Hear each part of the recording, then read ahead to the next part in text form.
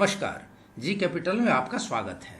आज है 28 सितंबर और आपके लिए एक नई वीडियो। फ्रेंड्स, जैसा कि आपको पता है कि अभी आईपीओ और ओएफएस का सीजन चला हुआ है और उसी क्रम में एक मोनोपोली बिजनेस रखने वाली कंपनी मझगांव डक की आईपीओ लॉन्च होने वाली है। तो बात करेंगे विस्तार से, बने रहिए वीडियो में अंत तक। दोस्तों, यदि आप लोग बाजार में ट्रेडिंग या निवेश करते हैं और अभी भी ब्रोकरेज के नाम पर अपनी हजारों रुपए बर्बाद कर रहे हैं तो अब बदलिए और देश के सबसे अच्छे, बड़े और सबसे भरोसेमंद ब्रोकर जिरोधा के साथ जुड़िए, जहां पर आपका ब्रोकरेज कुछ भी नहीं लगेगा। ब्रोकरेज लगेगा तो सिर्फ इंट्राडे ट्रेड में, वह भी सिर्फ 20 रुपए। तो दोस्तों, अकाउंट ओपनिंग की लिंक डिस्क्रिप्शन में है, जाइए और लिंक पर क्लिक करके जिरोधा में अपना अकाउंट ओपन कराइए। फ्रेंड्स, जैसा कि मैंने पहले बताया कि आजकल आईपीओ और ओएफएस को लॉन्च करने की लाइन लगी हुई है, जैसे इसका सीजन आ गया हो। बाजार में फ्रेंड्स, अगर इस प्रकार की कोई भी बात होती है तो उसके पीछे कुछ न कुछ मजबूत कारण होते हैं। आखिर ऐसी क्या परिस्थिति है कि मार्च के बाद अगस्त तक लगभग आईपीओ लॉन्च नहीं हुए और अब इसकी लाइन लगी हुई है?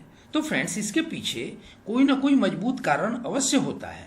इसके पीछे है आरबीआई गवर्नर द्वारा दी गई वित्तीय संस्थानों समेत उद्योग जगत को एक चेतावनी, जिसमें कहा गया था कि आने वाले संकट से निपटने के लिए अपने अपने फंड्स का जुगाड़ कर लेना चाहिए, क्योंकि ऐसी परिस्थिति में अब आरबीआई के पास बहुत कुछ मदद देने के लिए नहीं होगा, क्योंकि आरबीआई कोविड-19 के दौरान अपनी व्यवस्था को बनाए रखने और अलग अलग प्रकार से सरकार की मदद करने या बैंकों की मदद करने में पहले ही काफ़ी स्ट्रेस्ड हो चुका है।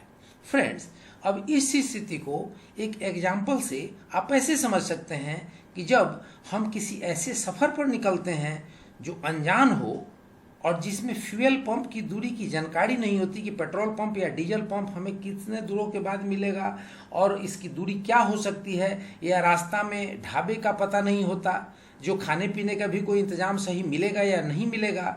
तो सफ़र शुरू करने के पहले हमें एहतियातन जेरिकन में अतिरिक्त 25-30 लीटर डीजल या पेट्रोल रख लेना, या थोड़ा पीने का पानी या स्नैक्स नाश्ता रखना आवश्यक हो जाता है। भारतीय इकोनॉमी भी ड्यूरिंग द कोविड-19 या आफ्टर कोविड-19 एक उस प्रकार के ही अनजान रास्ते की ओर जाने को तैयार है, जिसमें बैंकों को भारी एनपीए का सामना करना पड़ सकता है और बड़े बड़े कंपनियों को सेल्स डिग्रोथ का सामना करना पड़ सकता है और इस प्रकार से उनके ऊपर वित्तीय संकट आ सकते हैं। तो वैसी परिस्थिति में जब बाजार मंदी देख रहा होगा और बाजार में मंदी होगी तो फंड्स का इंतजाम करना और भी मुश्किल हो जाएगा। इसलिए आज बाजार में बिना वजह की ही तेजी हो, लेकिन तेजी तो है, और अगर ऐसे तेजी के अंदर आईपीओ ओएफएस नहीं लाए गए, फंड को इकट्ठा नहीं किया गया, तो क्या मंदी के दिनों में लाए जाएंगे? आप देख रहे हैं कि जब बाजार में इतनी हरियाली है, इसके बावजूद अधिकतर आईपीओ की प्रीमियम ग्रे मार्केट में लिस्ट होने के दिन तक 50% से भी कम रह पा रही है, जिसे हम एग्जाम्पल से समझ सकते हैं कि कैमकॉन की जो प्रीमियम थी पहले जितनी थी उससे 35% तक गिर चुकी है। कैम्स के आईपीओ की जो ग्रे मार्केट में वैल्यू थी वो लगभग 30% तक अभी तक गिर चुकी है। जो एंजल ब्रोकिंग की जो ग्रे मार्केट में लिस्टिंग गेन बताया जा रहा था वो 55% तक गिर चुका है। और फ्रेंड्स, ये भी हालत तब है जब अभी तक ये लिस्टिंग नहीं हुई है।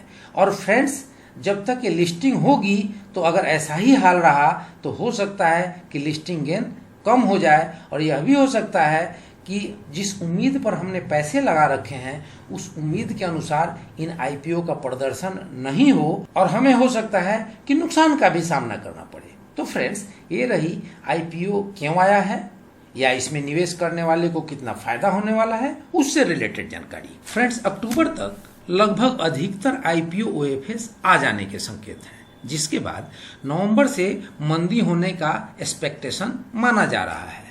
फ्रेंड्स, ये विश्लेषण मेरी नहीं है, आप देख सकते हैं कि इकोनॉमिक टाइम्स में शेयर बाजार में कभी भी फट सकता है टाइम बम, जिम रोजर्स इसके नाम से एक न्यूज छपी है, जिसमें दिया हुआ है कि दुनिया के प्रसिद्ध निवेशक जिम रोजर्सन ने कहा कि सरकारें और केंद्रीय बैंक सिस्टम में बहुत ज़्यादा पैसा डाल रही हैं और कभी भी फट सकता है टाइम बम। तो फ्रेंड्स, इसके विश्लेषण में जो इन्होंने कहा है वो मैं आपको अगर बता दूं तो उनका कहना है कि मजबूत कंपनियों के शेयर लगातार बढ़ रहे हैं और कमजोर कंपनियों के शेयर लगातार गिर रहे हैं, और ये दोनों परिस्थितियां यह दर्शाता है कि निवेशक डर कर मजबूत शेयर में पैसा लगा रहे हैं कि मजबूत शेयर उनके निवेश को सुरक्षित रखेंगे। किंतु हम सबको पता है और इतिहास हमने देखा है कि सही मायनों में यह संकेत आने वाले बहुत बड़े गिरावट की ओर इशारा करता है, जिसमें बड़े शेयर भी बाजार के साथ लुढ़कते चले जाते हैं और निवेशकों की पूंजी इरोड हुए बिना नहीं रह पाती।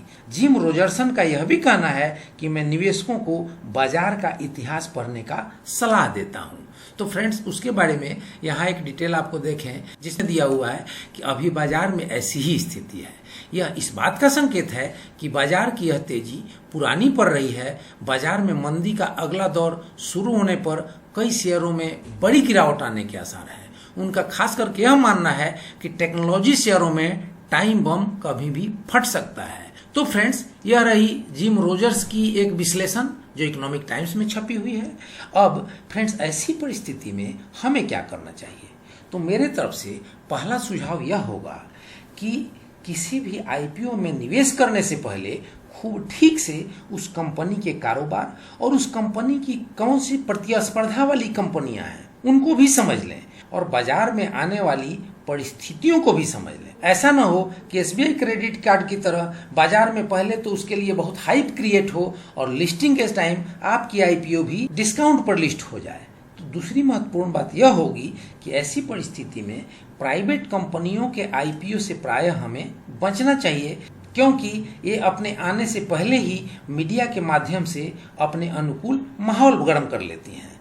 सरकारी आईपीओ मझगांव डक एक अच्छा ऑप्शन हो सकता है, क्योंकि वह पनडुब्बी मतलब सबमरीन बनाने वाली अपनी तरह की इकलौती कंपनी है जिसका कोई कंपटीटर नहीं है। दूसरी बात यह है कि सीमा पर बढ़ते तनाव हों या सामान्य हालात, उसके प्रोडक्ट की सदैव नेवी को जरूरत बनी रहती है। तो इसके डिमांड और सप्लाई सदा बनी रहने वाली है और इसके मार्केट में कोई कंपटीटर नहीं है। और तीसरी पॉइंट जो आपको ध्यान देने वाली है इसमें वह यह है कि इसकी प्राइस बैंड कम है।